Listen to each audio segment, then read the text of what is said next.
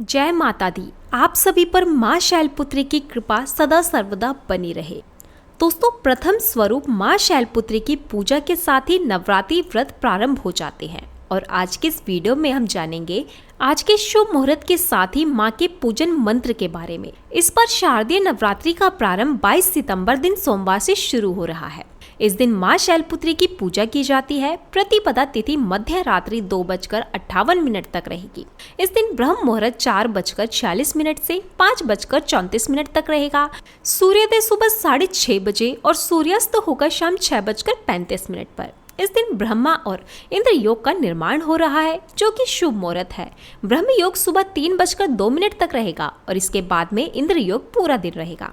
वहीं अमृत काल सुबह 8:04 से 10:33 तक रहेगा। वहीं अभिजीत मुहूर्त सुबह 11:52 से दोपहर 12:39 तक रहेगा। ऐसे में राहु काल दोपहर 1:30 बजे से 3 बजे तक रहेगा।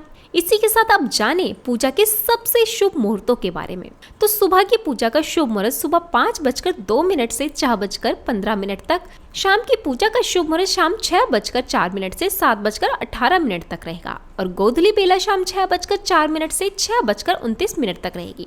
अब माँ के इस रूप की सवारी बैल है और उनके दाएं हाथ में त्रिशूल और बाएं हाथ में कमल का पुष्प शोभयान रहता है। माँ शैलपुत्री की पूजा करने से कुंवारी कन्याओं को मन चाहे पति की प्राप्ति होती है। मान्यता है कि पूर्व जन्म में शैलपुत्री माँ का नाम सती था। देवी सती के पिता दक्ष प्रजापति ने यज्ञ में भगवान शिव का अपमान किया था, जिससे नाराज होकर देवी सती ने खुद को यज्ञ की अग्नि में भस्म कर लिया था। और उसके बाद फिर अगले जन्म में देवी सती ने पर्वतराज हिमालय के घर पर कन्या के रूप में जन्म लिया। तभी से माँ दुर्गा शैलपुत्री कहलाई जाती है।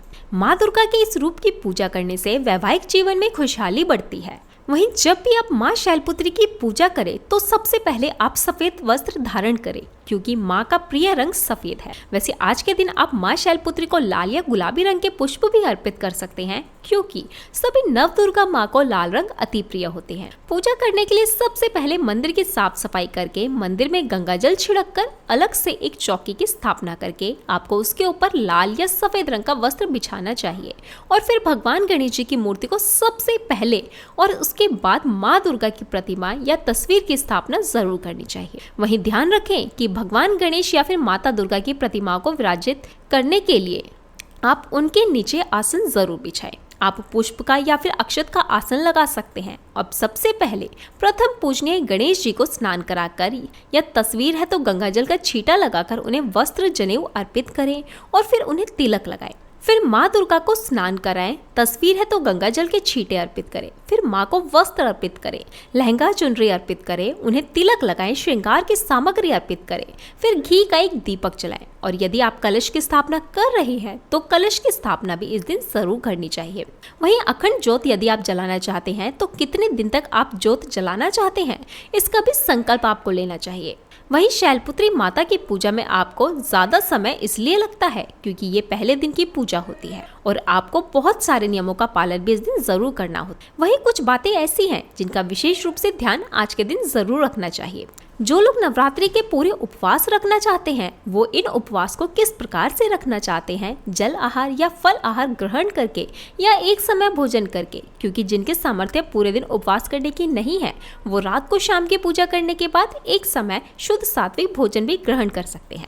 वहीं बाकी श्रद्धालु अपनी अपनी शारीरिक क्षमता के अनुसार इन व्रत को पूरी तरह से रख सकते हैं। फलहार आपको किस प्रकार लेना है, तो कुछ लोग सेंधा नमक का सेवन भी इन दिनों करते हैं, कुछ लोग केवल मीठा फलाहार करते हैं। तो जैसे भी नियमों का पालन आप करना चाहते हैं उसका संकल्प आप जरूर लें। और अखंड ज्योत यदि आप नहीं जलाना चाहते हैं पूरे 9 दिन तक और केवल 24 घंटे के लिए जलाना चाहते हो तो आप इस बात का भी संकल्प ले सकते हैं। संकल्प लेना अब इसलिए जरूरी होता है क्योंकि जब संकल्प लेकर कोई पूजा की जाती है तो आपकी कोई अभिष्ट मनोकामना है तो उसकी पूर्ति भी होती है और ऐसी मनोकामना बहुत जल्दी ही पूरी हो जाती है। वहीं जो लोग किसी कारण से कलश की स्थापना नहीं कर सकते हैं वो बिना कलश स्थापना के भी माँ दुर्गा की पूजा 9 दिन तक कर सकते हैं। अखंड ज्योत नहीं जलाना चाहते हो तो आप साधारण दीपक भी सुबह और शाम जला सकते हैं। माँ को एक ही पूजन सामग्री जो भी आप अर्पित करते हैं उसमें माँ दुर्गा का ध्यान करते हुए ही सामग्री अर्पित करें। वहीं मंत्रों का जाप करें, श्री दुर्गा चालीसा का पाठ करें और दुर्गा सप्तशती का पाठ भी जरूर करें और फिर व्रत कथा पढ़े। उसके बाद आरती करके फिर माँ को लौंग, पान, सुपारी, इलायची का भोग जरूर लगाएं। माँ शैलपुत्री को आज के दिन सफेद रंग की वस्तुओं का भोग लगाना शुभ माना जाता है, जैसे कि आप बताशे या शक्कर का भोग भी लगा सकते हैं या सफेद मिठाइयाँ।